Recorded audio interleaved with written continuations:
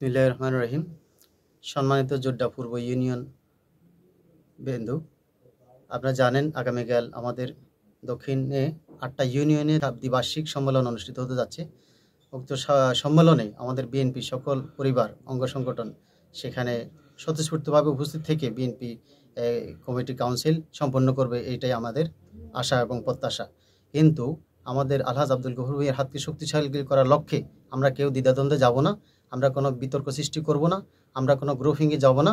আমরা সুন্দর একটা কাউন্সিলিং উপহার দেব আলহাজ আব্দুল গফুর ভাইয়ের নেতৃত্বে আমাদের জেলা কমিটিকে। আমাদের এটাই আশা এবং এটাই আমাদের প্রত্যাশা, যেন এটাতে কেউ হেরে গেলেও বিশৃঙ্খলা করবেন না, বিবাদে জড়াবেন না, কোনো সংঘর্ষ জড়াবেন না। সবাই হাসি মুখে আনন্দিত হয়ে একে অপরের আমরা হাতে হাতে মিলিয়ে কোলাকুলি করে আমরা মেনে নেব বিজয়ীকে সবাই উভয় পক্ষে আমরা মেনে নিয়ে বিজয়ের মালা পরিয়ে যেন আমরা উপজেলা একটা সুন্দর কমিটি উপহার দিতে পারি, এই আশা এবং প্রত্যাশা রেখে আমার এই দিশা